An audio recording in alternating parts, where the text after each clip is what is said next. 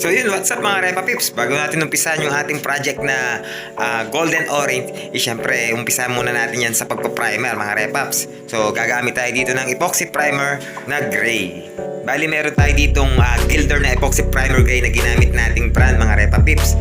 Bali ang kanyang ratio dito is 3:1 ang nakalagay sa kanyang direction.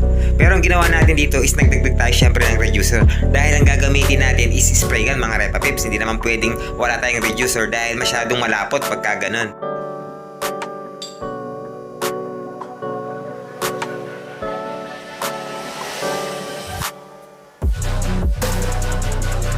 Bali dito mga Repaps, nakita nyo naman, tinanggalan ko muna to ng pintura o binakbak ko muna to ng todo para pagka pinrimer natin is hindi siya mag-wrinkles mga Repapips dahil patong-patong na dati yung pinturang nakalagay dito.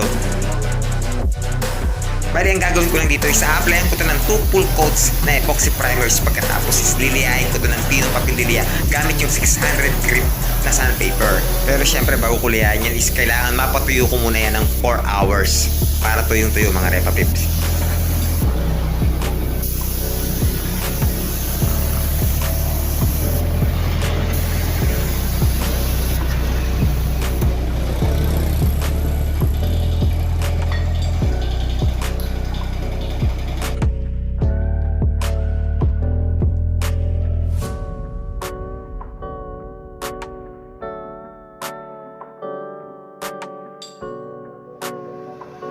Bali, ang kailangan gagawin lang natin mga Repaps is meron tayong kulay orange o bibili tayo ng kulay orange paint center.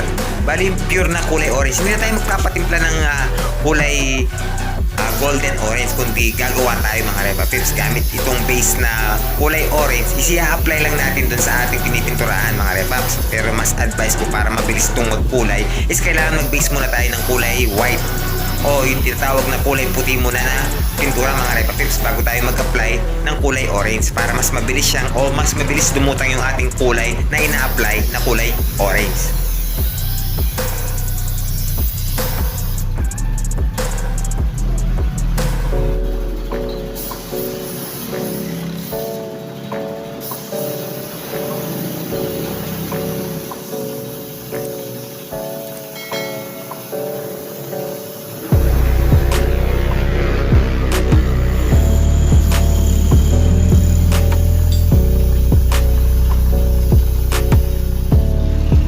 After nating mapinturahan ng kulay orange yung ating project mga Repaps is palilitawin na natin dito yung tinatawag na kulay gold naman mga Repaps.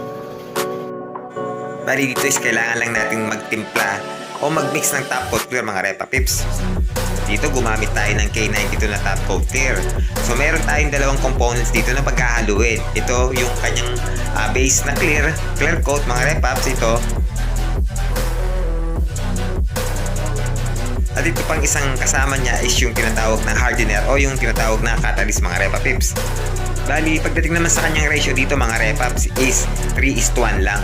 So bali hindi na tayo dito maglalagay ng thinner o wala nang halong thinner to o hindi na natin to lalagyan o hahaluan ng reducer.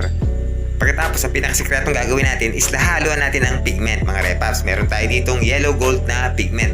Bali, maglalagay lang tayo ng konting pigment dun sa ating hinalo na top coat clear. So bali ganyan lang ang pinakasikreto niya mga Repaps. Hindi na tayo kailangan pang magpahalo sa paint center para makuha natin yung orange na nag-gold mga Repapips o yung tinatawag na golden orange. So napakasimple lang, di ba mga Repaps? So bali ang ginawa ko is naglagay lang ako ng at least mga sa tingin ko, sa tansya ko is nasa 2 grams lang yung linagay ko doon sa aking hinalo na top coat clear kanina. So yung top coat clear natin dito is nasa 100 ml lang sa tingin ko. Pero kung maghahalo ka naman ng pangmaramihan ng mga Repapips, halimbawa isang buong clearings na yung gagawin mong project o halimbawa lang na naghalo ka o nagtimpla ka ng top coat clear na 1 litro, so itong 10 grams sa pigment is kasyang-kasya dun para sa 1 litro mga Repaps.